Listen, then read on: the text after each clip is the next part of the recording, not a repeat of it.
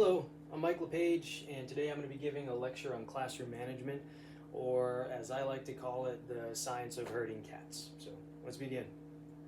So the first thing that we have to focus on is data collection. And we're focusing it here from the teacher's perspective.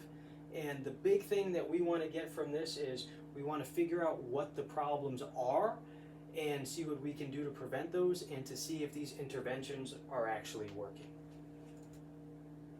So the big thing with data collection is that when it comes to creating a functional behavior assessment or behavioral intervention plan, these are things that teachers don't typically do. Those are more for professionals who focus just on those things. But teachers can still play a role in identifying early behaviors early on because they're actually some of the individuals that can bring these things up to higher ups to get the ball rolling to mitigate negative behaviors within students. But two things that they're big on that they can help are financial things. So what I mean by that is if we know that there's a potential issue with students, schools can start looking into what finances do they have available to work with these kids. And that goes hand in hand with what available services and resources does the school have to work with those behavioral challenged students. A big thing, context. So what happened prior to this behavior? That's something that the teacher can look for. And then what happened after? Now that's big on the teacher because that's where we think of discipline.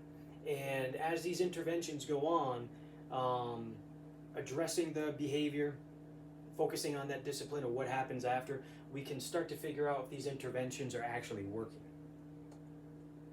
Now, data collection. There are many things that teachers can do that can enhance the effectiveness of the interventions that are brought to them to implement with their students. A big thing is room setup. Is it logical? Is it cramped? Is it conducive to learning?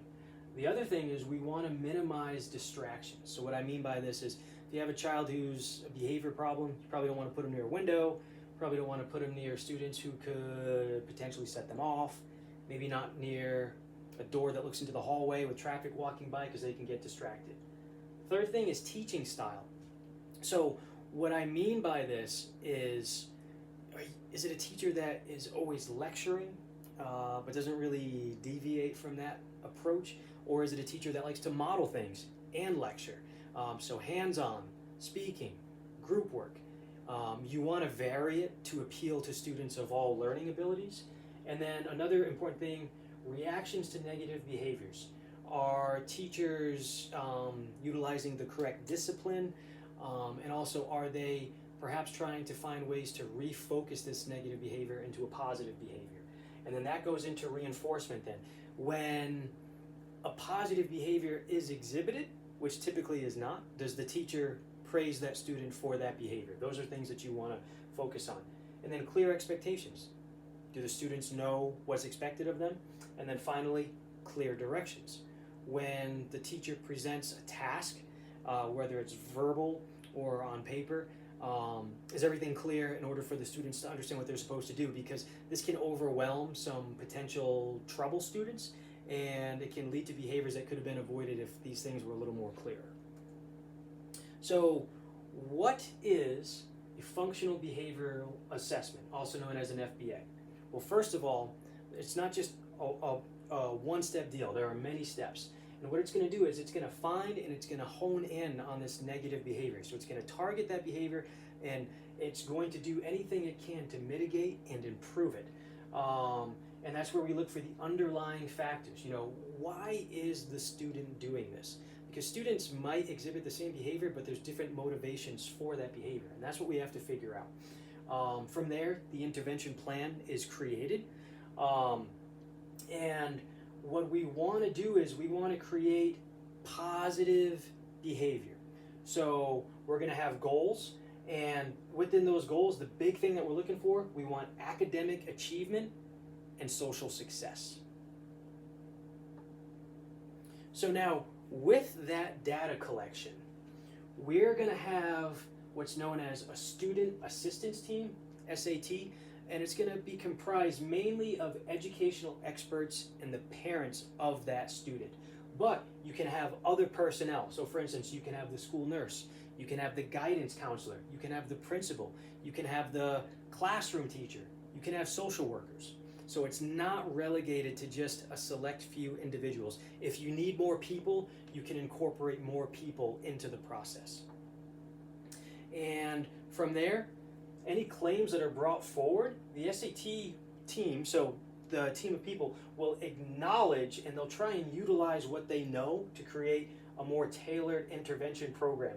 And it doesn't just stop there. They don't just make one intervention and say, okay, this is what we're going to do, we're going to keep doing it. No, there's going to be follow-ups. They might have additional interventions that they might have to do.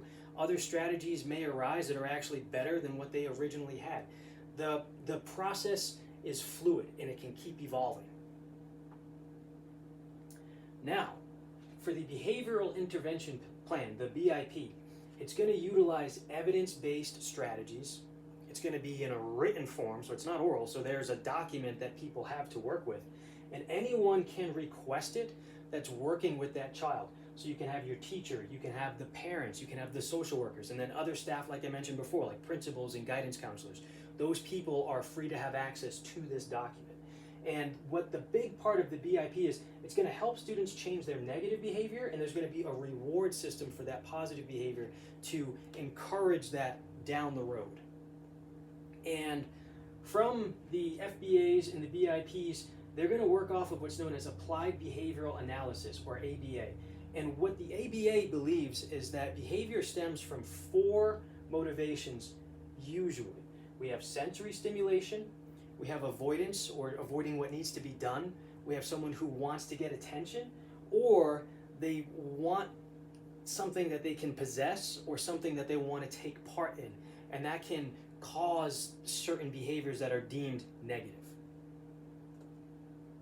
So the ultimate goal here, we have twofold. We want to circumvent special education, and we want to make sure that we don't place the child into a restricted learning environment. We want to avoid that as much as possible. And that's where legalities come in. So you have Individuals with Disabilities Education Act, or IDEA. This is a federal government this is where the federal government provides funds and services for the disabled. And what it does is it culminates in an individualized education plan, also known as an IEP. And there's another step in terms of legalities. And you have Section 504 of the Rehabilitation Act. And with here, individuals with disabilities cannot be discriminated. And so what that means is, if we're following these laws, we have to place a student in what's known as the least restrictive environment for learning, also known as an LRE. And what that means is they'll be in a regular classroom with their peers. And there's 2 different approaches for this. You have a direct FBA and an indirect FBA. So for direct, that's going to be severe cases. That's going to be where the behaviors are extreme and they're very entrenched and they're going to be hard to undo. It's going to be very intrusive, and usually we're going to identify some type of a disability. And then you have your indirect. It's used in urgency, so it's a little less time consuming. And so of course it's going to be a faster plan that comes about. And it's for less severe behavior. So usually it's ideal for teachers, administrators, and their parents.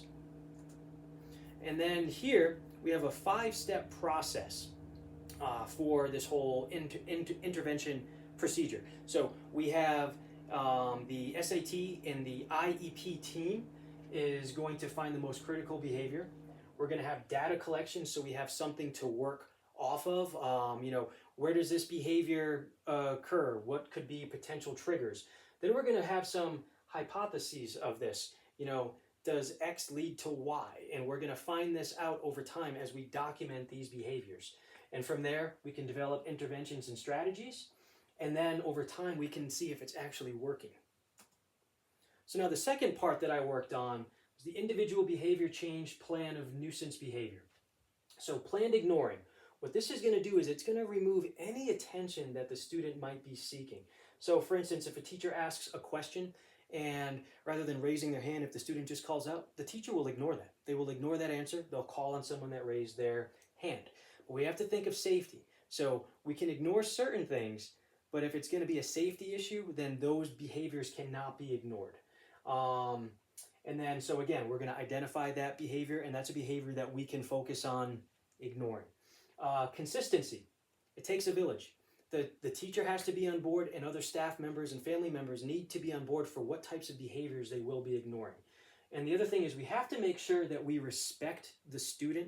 And what I mean by this is that it doesn't affect their emotional status. So if there's a level of disrespect going on, that's not acceptable, and that is a tool that cannot be utilized.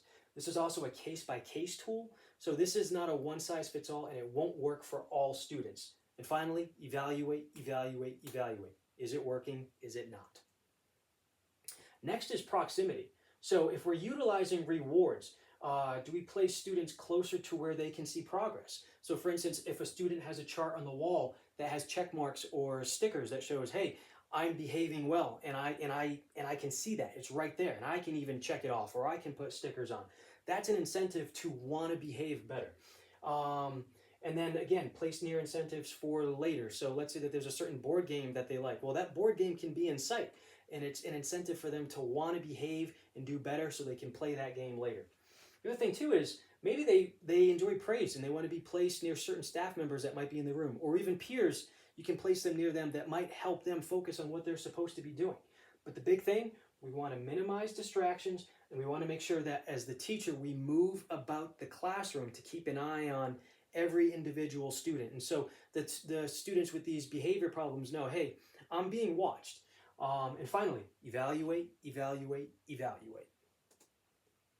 Next, we have differential reinforcement. This will keep the behavior consistent. And I think of the 3 Ps. So we have privileges, prizes, and praise. Those are the three Ps that I like to think of for positive reinforcement. We want to support changes that go away from negative behaviors, and there's different types of differential reinforcement. So the first one, we have differential reinforcement of alternative behaviors, or DRA. And what this does is it's going to reinforce alternative positive behavior over a negative behavior. So an example of that can be, hey, look, you finally raised your hand. You didn't call out. Great job. Thank you for doing that. The next one, differential reinforcement of other behaviors, DRO. This is going to reinforce a behavior for a specific amount of time. So let's say multiple questions went by and the student either raised their hand continuously or they didn't speak out. We're going to praise them for not doing that. We also have consistency. You need to make sure that you are on top of when you are implementing this positive reinforcement. You need to be timely. You can't have a student in the middle of the day on Monday do everything that they're supposed to do, not acknowledge it, Tuesday morning show up and say, hey, you did a great job yesterday. So better than nothing, yes, but it's not effective. And it has to be, we have consistency, we have timely, and then we also have to reduce this over time. And so what that means is eventually we're going to phase this behavior out, and it's going to be a case-by-case basis again. So this is not a one-size-fits-all. And remember, evaluate, evaluate, evaluate. Next, we have seating. We want to position students close to things that won't distract them and things that are going to keep them on task. So usually that's going to be a teacher or a support staff member, someone else who might be in the room in addition to the teacher. And like I said, distractions. So we got to think environment and peers. Are they next to a noisy fan? Are they by a window again? Are there certain students that they don't necessarily get along with? We don't want to place them next to them because they might instigate a problem between one or the other person. But at the same time, if you put them near a positive role model, that can be a great situation. And finally, evaluate, evaluate, evaluate. We also have the importance of education solution rather than punishment. So what this does is it keeps students in a least restrictive environment so they can stay in a classroom of their peers. We reduce negative behaviors. And from there, we have what's known as positive behavioral interventions and supports, PBIS. And what I say is it takes a village. So it's not just the teacher that has to be on board, it's everybody in the school. And it's their parents, it's their family. We need to set a positive environment in the school. The expectations for the teacher and for the staff members of the school, it has to be fair. And the classroom has to be logically laid out. Again, is it conducive to learning? Or there are some things that don't make sense. Why would you set up a classroom this way when you're trying to achieve this goal? And then finally, we can track what's going on for the best academic and social achievements and successes that these students can potentially gain from this. And again, evaluate, evaluate, evaluate. Next, we have the importance of isolating the cause of problem behavior. And this is important because, again, it helps us to go to the root of the problem and to understand why it's happening. So from here, we can identify what needs to be done to combat this behavior. Some behaviors from different students might have different roots. So for instance, student A, maybe they don't understand the assignment and it stresses them out, so they act out. Or student B, they understand exactly what they have to do. They just want attention. Different causes for the same behavior. This can prevent escalation of habitual negative behaviors, and over time, it's less intensive, it's less intrusive, and less costly to the school for funding. And again, we evaluate, evaluate, evaluate. And the side effects of punishment, it can lead to inverse intentions. And so what I mean by this is we can have aggressive lashing out, we can have absenteeism, we can have tardiness, and we can have distractions for other students. And the problem with this is if we focus on punishment too much, it actually can lead to increased recidivism, meaning that this is going to be a repeatable offense when it could have been mitigated or done away with altogether. And finally, evaluate, evaluate, evaluate. So in conclusion, the way that I like to talk to educators about this, so it doesn't feel like the whole weight is on their shoulders. There's no one-size-fits-all approach to this. It's a case-by-case study per student. No one is the same. We need to be patient. It can be, again, it's a multi-step process, and we can do, with the constant evaluations, we can be doing constantly different intervention plans. And finally, we evaluate these plans to see what works best. So thank you for your time. That was my presentation, and I have my sources here. If you have any questions, feel free to contact me. And again, thank you for watching.